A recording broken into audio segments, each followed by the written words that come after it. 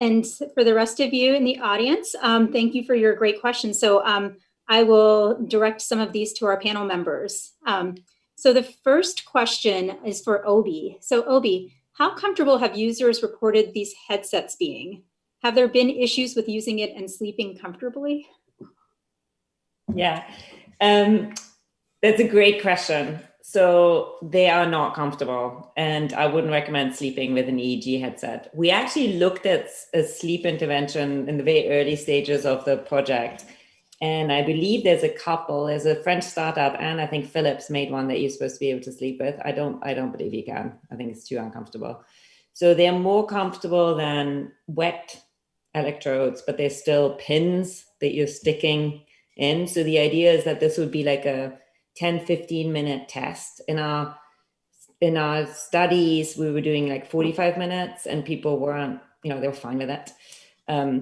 But the idea is that you would do this more like you do like a blood pressure test or something, that you come into the clinic, you do your quick test, and then you move on. So it's not something you'd be wearing the whole time.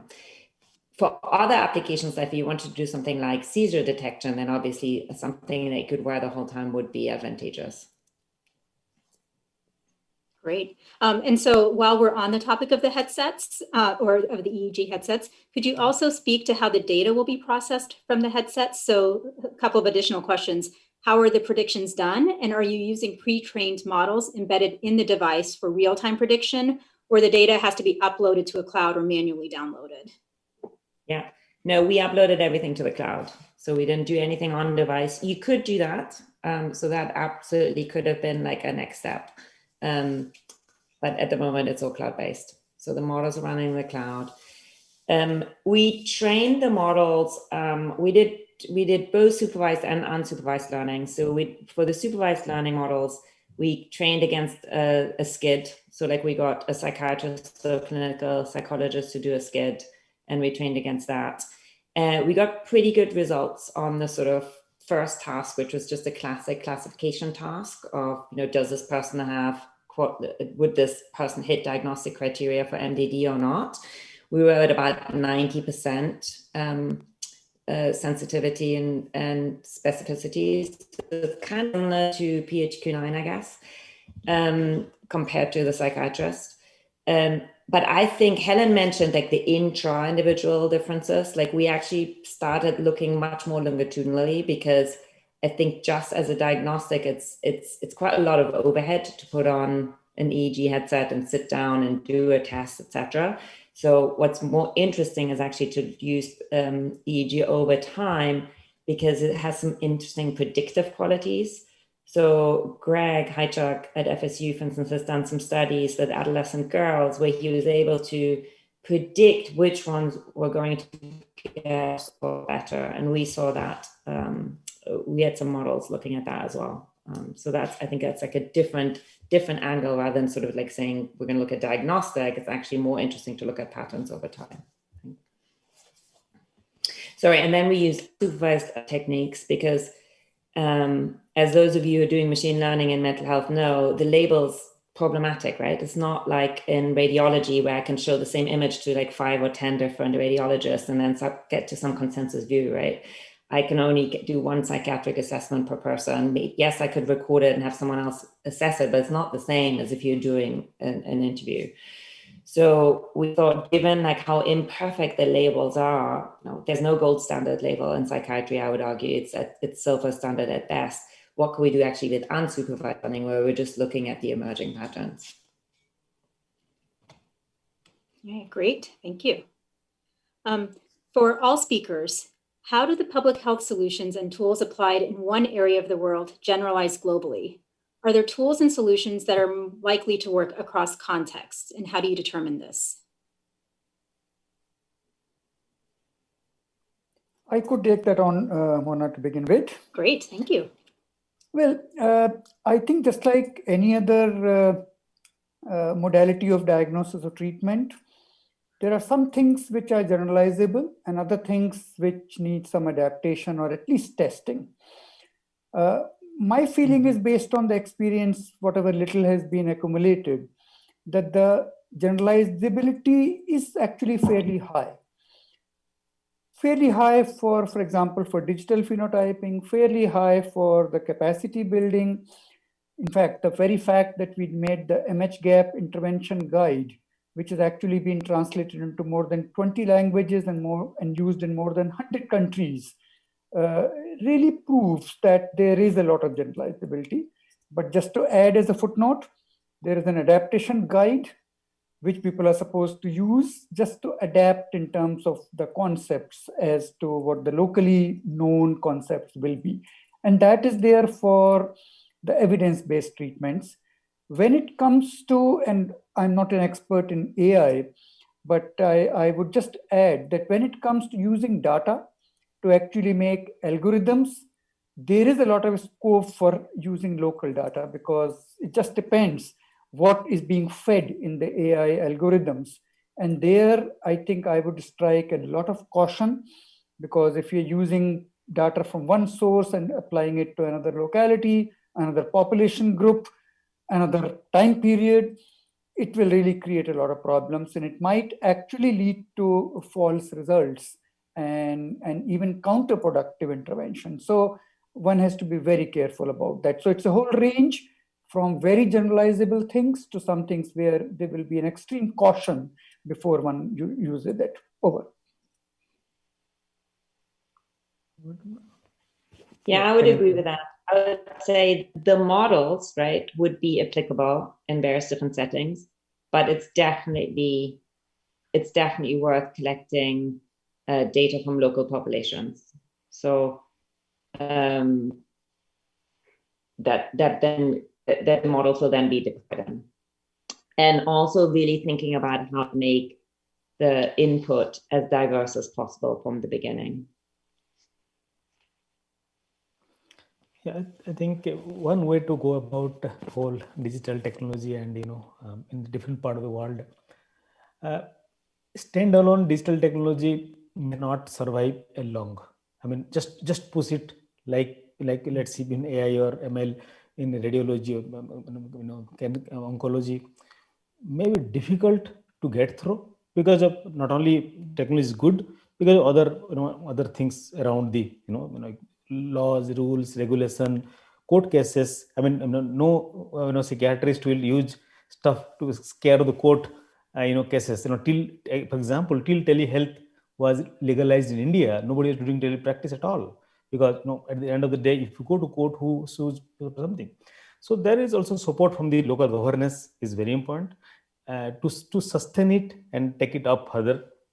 But then I personally think human with technology works better in mental health than other branches of medicine, is my thought. Mm.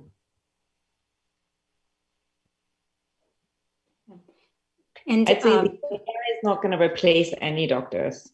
It really won't. I think what it might do is that doctors who don't use AI will be replaced by doctors who do use AI. So I really see it as a tool in the hand of the clinician as opposed to like a replacement. And it's unfortunate that many machine learning papers, sort of the headline grabbing bit is, this model does better than expert doctor. That's often how it's written up in the press. And then you read the paper and it's actually a much more differentiated view, which always says that there's all these things that doctors do in the interview that people will not be able to do. So I completely agree. yeah. I'd say just quickly that in Australia, if we're developing apps and so on with Indigenous people, basically they have to be very culturally aware. They have to be aware of the differences, and basically they have to be developed by Indigenous people. So I think that there is certainly areas where they don't necessarily translate straight across, and they're not effective if they're not seen by the community to belong to them. And that it's part of what they look at it and they go, this is for me. So I think that's something anyway that we've noticed in Australia. Yeah, so while helping big populations, also needing to be aware of kind of the subset of populations and how it might apply across, makes a lot of sense. So Helen, I will read this question. So Somebody from our audience said that they were surprised by your comment that passive data collection is hard. In their experience, 3 large-scale US-based studies in 18 plus, so in adults, they had not seen the same problem with willingness to provide that data. And so there are issues with this, with data like missingness, but not in their experience with sharing. So they were hoping that you could say more about why you think youth may be less willing to share and some suggestions for improving willingness to share. Yeah, so very interesting, because I think I need to get some tips for a start, but also I'd say that what we're doing here is a universal population. So we're not collecting volunteers, we're actually trying to get everybody to do it, the whole population the same, all that age group. So you're going to have differences. And also there's consent required from the parents, and there's opt-in. We couldn't do opt-out. Our ethics committee wouldn't let that happen. So they have to deliberately opt in to provide different sorts of data to us. So things like the cognitive tests and things like that, it's like 60 or 70% opt in to give us that data. Whereas things like GPS, it's around about 15 to 20%. So that's just, I think that's part of the thing about people. We're trying to make people have control over their data. I mean, they all do self-report, they all do baseline, we collect all this other data. But in terms of that census stuff, we just want to make sure that they're comfortable with it, because I think the newer models probably, and others may have more advice about this, that, we should really let these people have the data and they share it back to us. So this is as close as we can get to trying to get as much as we can. But, I think more generally, we've tried to collect Bluetooth data. I don't know if you guys have a COVID app thing. We in Australia invested millions in a COVID app to be able to Bluetooth, phones, shaking hands, and then you'd be able to follow and trace people, which was generally pretty much a failure because, Bluetoothing's quite not up to it yet, really, to be able to pick up. Anyway, I think there's a lot that we've learned about how hard it is to collect data passively. I think you raised the great point of, oh, sorry, Obi, go for it. No, you go, Mona. Well, I was just going to make a brief comment that Helen raises the great point that with adolescents, you're not only having to get permission from the child or adolescent, but also from the parents. And so that there's that whole added step in potential barrier. So that does sometimes make it harder. Sorry, Obi, please continue. No, the only point I was going to make is a lot of the studies were relatively short. So motivating people to do something for a few weeks is possible. But when you're thinking about this, like you, Helen, as a tool that is deployed at population level forever, right? Because when this becomes a product, you want every student to have this and engage with it in some form, like at any point, then these kind of motivations become much, much harder. And I think the only way we can do it is by giving a lot of value back to the user. Yeah. And this is, I come from consumer technology, right? Where people don't use your app unless they like it and it's useful to them and it's well designed, and it gives them something. They just stop. There's so much competition, they'll just use something else, right? So ultimately, when I'm thinking about this from a sort of product perspective, like how can I make it compelling for the end user? And I think when we're starting from the research perspective, like we often don't do that. We traditionally, like they would be giving their data into a black box. They wouldn't be showing back their own data. And some researchers even argued that you're influencing the results by showing them their own mental health data back. But I think ultimately, like if you want people to use it, you have to give them something valuable back and involve them in the design of it. So if it's kind of co-created, rather than here's something that's a finished product, now go use it, please. I think that also can increase that engagement. Yeah, definitely. In the populations, I would actually argue that just goes across everything. Like if people's lived experience aren't involved in the design of it, then they're going to be less engaged. Expertise coming from all angles, not just from those who've been trained to deliver the care. Right? And also, I think technically it is still hard. So like technically, phones, especially on Android, there's so many different phones, right? So there's just a ton of missing data that just comes from like the difficulty of connecting to many, many different devices. Yeah. So a couple more questions from the audience, and then if we have time, I have a couple questions I'd like to raise as well. But so Obi and Helen, so what are the ways to eliminate subjectiveness in user inputs and EMAs? I don't know. I don't think we want to obliterate subjectiveness. Yeah. I don't know what the answer to that is. I don't know what your thoughts are. Yeah, no, my thoughts are we need both subjective experience data and objective data. So the behavioral data is objective. But for instance, if you look at something like sleep, the person's experience, if you ask them the question of how did you sleep last night, they might say, I slept terrible. And then you're looking at their wearable data and actually they slept fine. You know, they had 7 hours of sleep, they didn't wake up much. That's actually a really interesting signal in itself. Like, what's the difference, right? Like, where does that sort of experiential like discrepancy come from? And so I think it's actually the combination of subjective and the objective that gives us a much richer data set. And then doing it over time. So EMA, I think, is more precise. It's more kind of accurately reflecting it because it's much easier for me to assess how I am right now than it is for me to like think about how I've been on average over the last week or 2 weeks or 3 months, right? Like if I'm seeing a psychiatrist for top medication, it might be months since I last saw the person. So answering that question of like, how have you been is actually pretty difficult.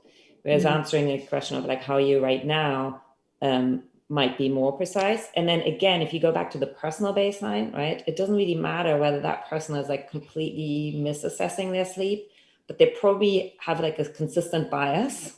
So actually, once you look at the trend lines over time, you'll still get some useful data out of it. I was always struck by that self-rated health, you know, the 1 to 5 scale, you know that, Shekhar, you know, we rate your health between 1 to 5. Simple scale, and it's a really good predictor of mortality. So, you know, self-report is valid. And that I think is a really good example of it, you know, just how you feel on a scale of 1 to 5. It's a really good predictor of how long it is before you die. Yeah. Yeah. Well said. And Obi, one of our audience members said, I will be very interested in knowing more about the student mental health project that you were mentioning. Is there a particular research paper you may be able to point them to? Right. So we haven't published anything yet because we're just coming out of stealth mode on Monday. But yes, we are going to publish our user research, which we did in the UK and the US with clinicians and with students. It's not going to be an academic paper. It's going to be more like a white paper. All the research was carried out by Shift, which is this nonprofit in the UK that has done a lot of work in youth mental health. So hopefully within the next weeks, we'll be able to release that. So if whoever's interested in it, please get in touch with me and I'm happy to point you at it. Great, thank you. We have maybe a couple more minutes left. I had a question for the panel. So we've been moving so rapidly, and they're just, you know, it's hard to even keep up, and there's just so much excitement. Was wondering where you see what you expect, or where you expect mental health technology might be in 2 years or 5 years, and do you think that COVID's potentially changed that? And again, I realize that a few minutes is not a lot of time to answer this big question, but just wondering kind of where each of you kind of stands in that thinking. Well, COVID has, to my mind, accelerated, but maybe not changed. It had to happen. It's happening much faster. So I think that way it is certainly an accelerator. 2 to 5 years' time, I think we'll be much nearer a hybrid model where there could be various possibilities on the spectrum that I showed earlier. And people will have more choices. People will have more access of a variety of things, and they will be able to decide what is good for them. And hopefully, many of them will be evidence-based.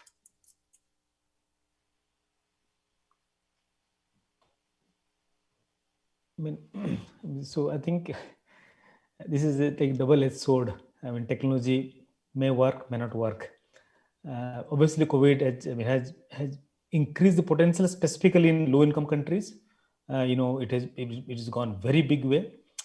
But unless there is a robust data, implementation strategy and some sort of effectiveness, it will come back, because again to square one, or may not grow so faster, because now it's at least in developing country, it is money driven now. Many companies has come up, many startups have come up, but then they don't know where the outcome is. So definitely the digital health will improve certain extent in mental health, but there will be more challenges will be coming up, and we have to address those challenges and go ahead. So this is my thought. Let's hope it goes well.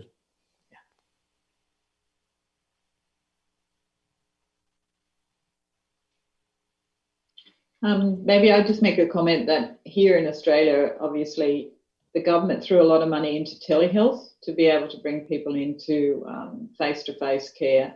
And they introduced new COVID lines where people could ring and get psychological help or information, etc., etc.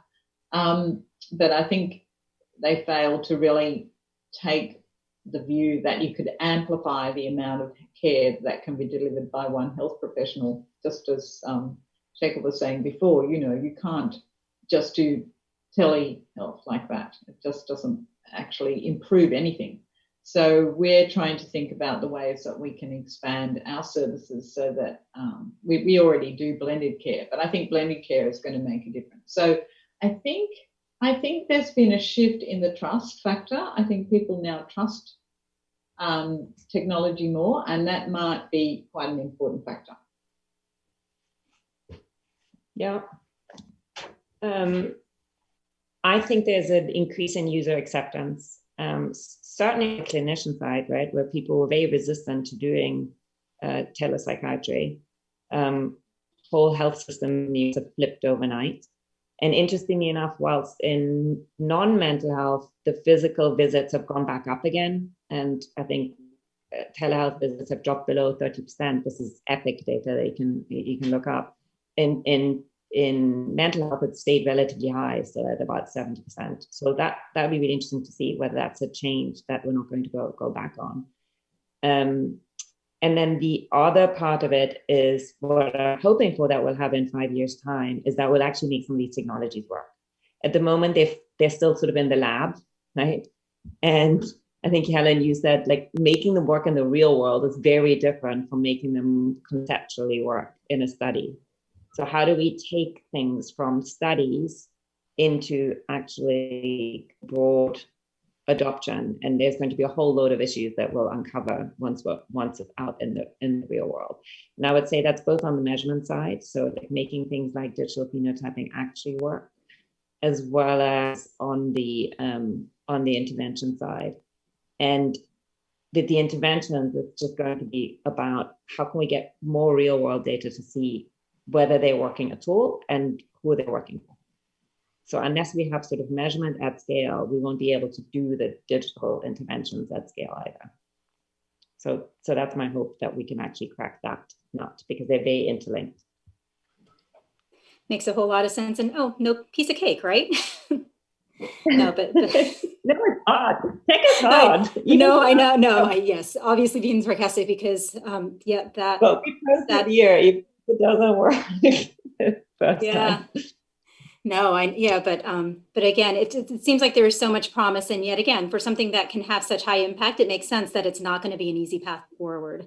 And again, the work that all four of you are doing is so meaningfully contributing to getting us there. And so it's just been so lovely to get to hear from each of you. And I'll say, just kind of on a personal level, I just want to keep following up with each one of you to stay attuned, because as a clinician and an administrator at a hospital, this changes my work, even personally, like with the kids and just kind of how I can deliver care. And so it makes such a difference, again, not only on the individual, but global perspective. So thank you very much.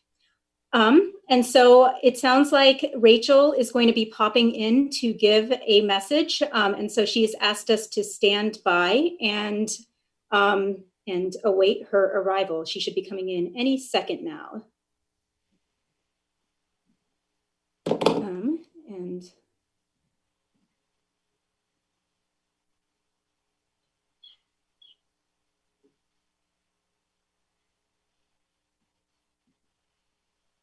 We have another question that just came in. I guess we can try to answer it before Rachel zooms in and kind of takes over. Let's see how this goes. Says, of speakers, what do you think about standardizing passive sensor data across platforms?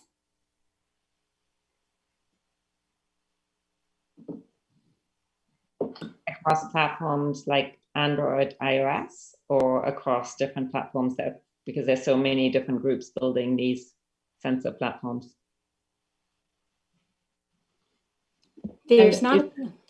Yeah, I was going to say there's also how people combine and make measures. I think that's really confusing. You know, like accelerometry is calculated completely differently in every paper that you read, or some summary measure of activity is, and things like that. I think that will be good when there's some sort of validated measures, I guess, of the constructs that these sensors are trying to collect. Mm-hmm.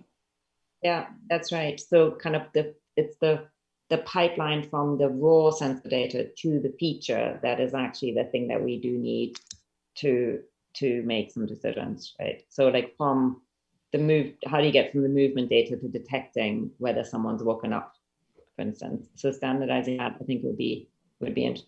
The other part might be things like, how do we collect the data? So for instance, with location-based data, you can either be very specific and ask for a GPS point, but that's very intrusive, and we might not even need that. So maybe we could use a sort of more privacy-friendly geofencing approach where we allow the person to set like a bigger boundary. So instead of just picking my house exactly, which is my home, I could say I'm in my street. And so it's, you know, that is home. I can label that as home, but you don't know what address I'm on exactly. There might also be some standardization around those kind of things.